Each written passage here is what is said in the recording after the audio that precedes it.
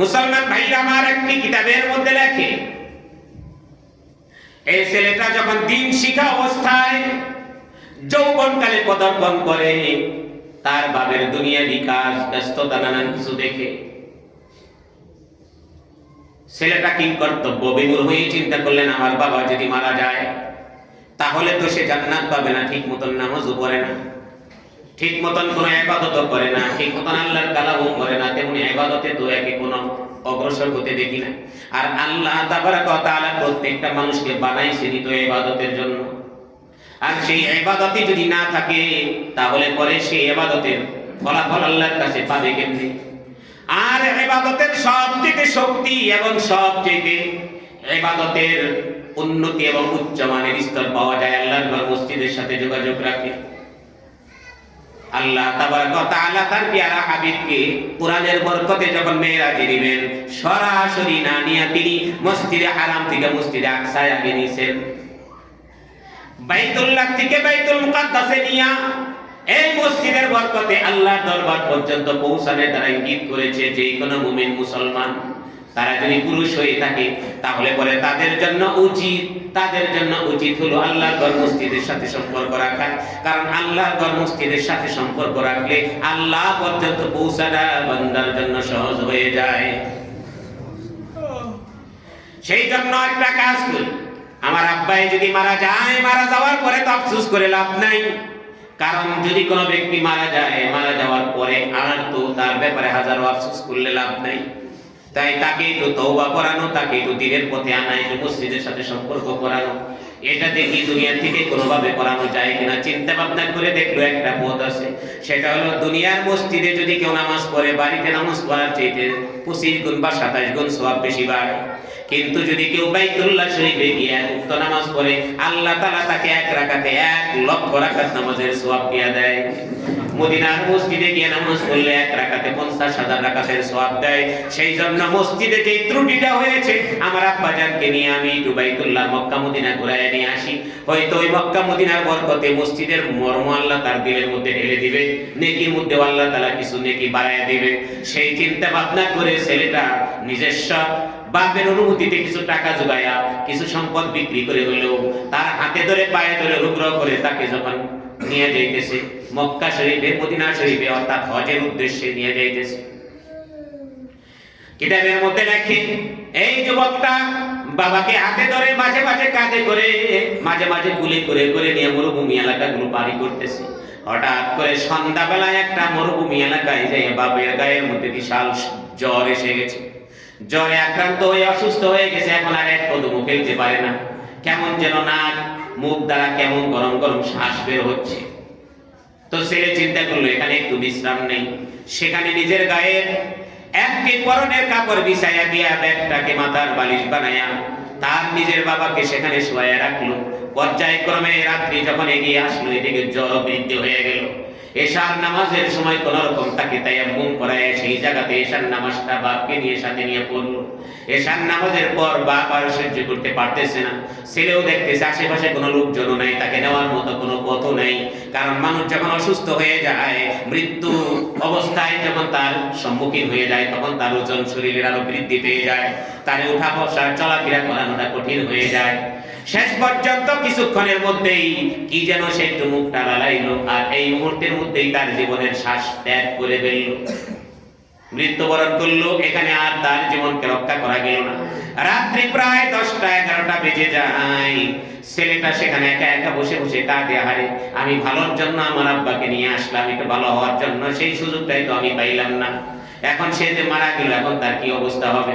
এই কথা বলে যখন নাকি তার কাছে সে বৈশা চেহারার দিকে তাকাইছে, অল্পক্ষণের মধ্যে দেখে তার চেহারাটা বিকৃতি হয়ে একেবারে শুকরের চেহারার মতো হয়ে গেছে, মরার উপরে খারাপ।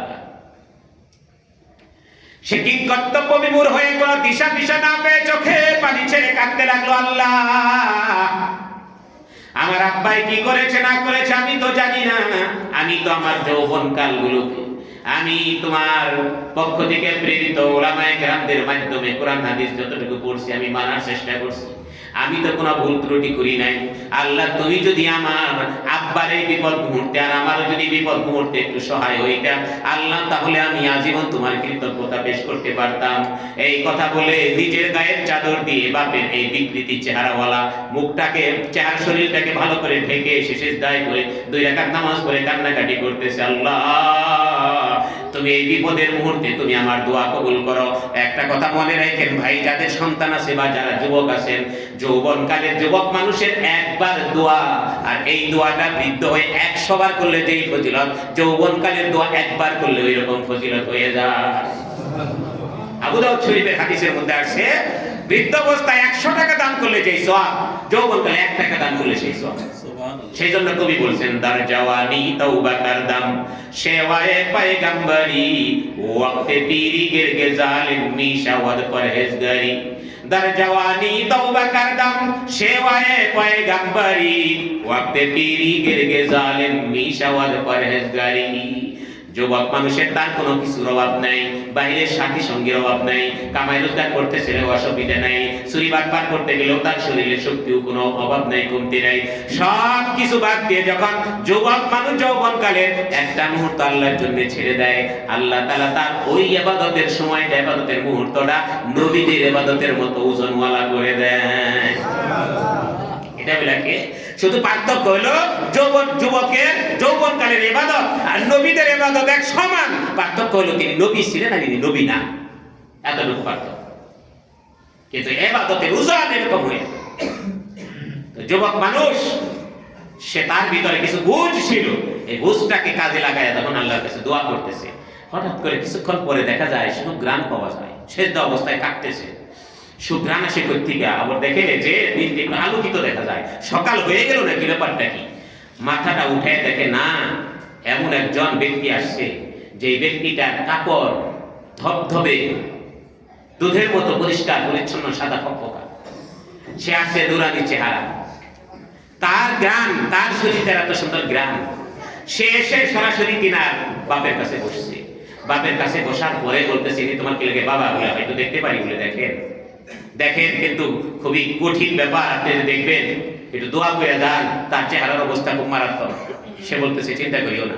কাপড়টা শরীর থেকে মাথাটা উঠাইছে, মাথাটা উঠানোর পর তার চেহারার মধ্যে একটু হাত বুলাইছে, হাত বুলানোর পর এখন আর শুকরের চেহারা নাই, পুরা চেহারাটা নূরে নূরান্বিত হয়ে সূর্য আলোর মতো, চন্দ্রের মতো আলোকিত হয়ে গেছে,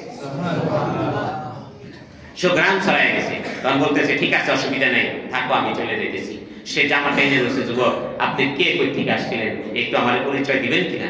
কিতাবের মধ্যে লেখে, সে বলতেছে, হ্যাঁ আমি হইলাম যেখানে, যার উদ্দেশ্যে তোমার বাবাকে নিয়ে যাইতেছিলে, আমি তার অপেক্ষায় ছিলাম, ফলে আমি তার সাথে সাক্ষাৎ করতে আসছি। চেনো না আমাকে? তাই হুজুর চিনতে পারি নাই, পরিচয়টা দিলে ভালো হইতো।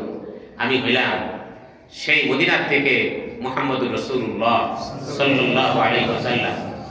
প্রতিদিন এশার নামাজের পরে তোমার বাবা আমার উপরে 200 বার করে দরুদ শরীফ পাঠ করত।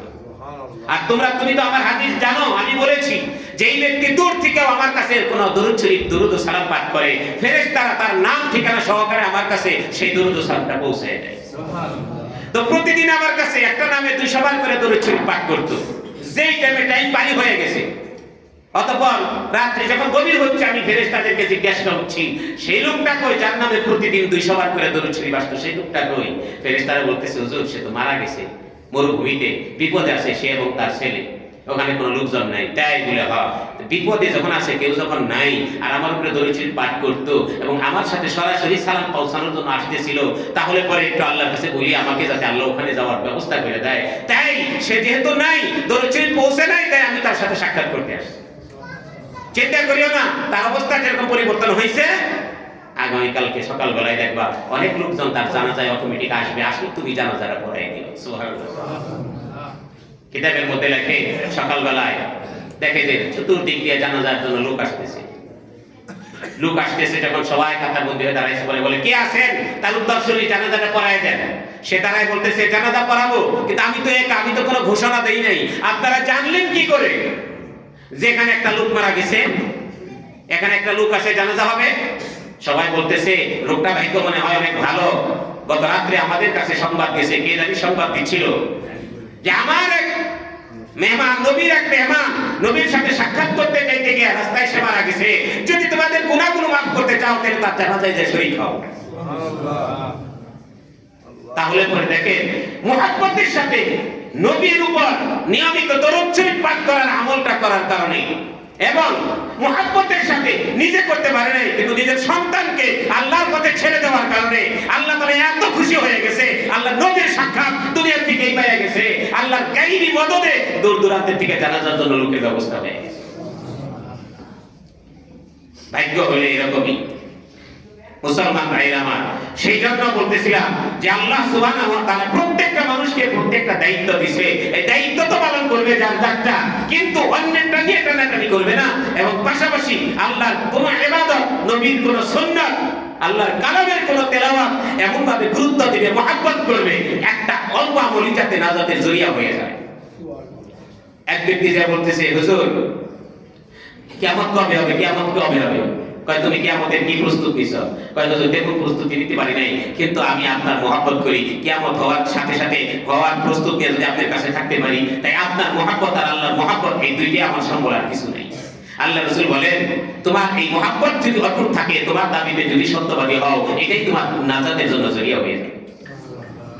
এক ব্যক্তি বলতেছেন, বিচার দিছে মুসল্লি, হুজুর আমি ইমাম সাহেব খালি কুল হুজুরে দা নামাজ পড়ে, মাগরিবে কুল হুজুরে না পড়লে এক পেটে ভাত হজম হয় না, তারাবি পড়তে গেলে খালি কুল হুজুরে পড়ে, অমুক নামাজে খালি এই কুল হুজুরে পড়ে, এই এক কুল হুজুরের পিছে আর কতকাল নামাজ পড়বো? রাসূল ডাক দিছে, ইমাম সাহেব এদিকে আসেন। কি ব্যাপার, আপনার আর কোন সূরা মুখস্থ নাই? হুজুর অনেক সূরা মুখস্থ আছে। তাহলে খালি কুল হুজুরে পড়েন কেন? কয় কুল হুজুরে এই কারণে হুজুর করি, এই কুল হুয়াল্লাহু আহাদের মধ্যে আগে আমি শিরক করতাম, আল্লাহ শিরক থেকে আমাকে হেফাজত করছে, এখন এক আল্লাহর সাক্ষীরা বেশি বেশি দিতে আমার খুব ভালো লাগে, তাই কুল হুজুরেটা আমার মুখে আসে, অন্তরেও বসে, এটা আমার খুব ভালো লাগে, এটা খুব মহব্বত করি। রাসূল বলেন এই কুল হুজুরের মহব্বতেই তোমাকে মুক্তি দিয়ে জান্নাতে নিয়ে যাবে। অনেক সময় করতে পারেন যে অনেক ইমাম সাহেব আছে যারা নাকি এক সূরাতেই বারবার নামাজ পড়ে, এটার প্রশ্নের একটা উত্তর দিয়ে দেয়।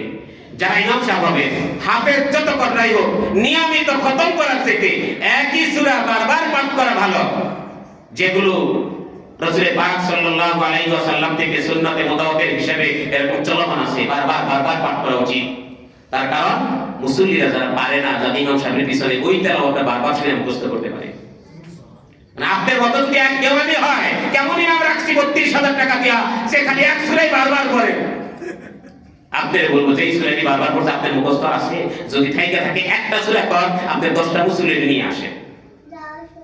আমি মাঝে মাঝে বাড়িতে গেলে আব্বারে নিয়ে, তখন আব্বা আমার পিছনে নামাজ পড়ি, ওই আলাম তারা থেকে নাস পর্যন্ত এই সূরাগুলোই বারবার পড়ি, যাতে করে তাদের অশুদ্ধ থাকলে শুদ্ধ করে নিতে পারে এবং তারা যাতে বুঝে যে এইগুলো বারবার পড়াতে কোনো দোষ নাই।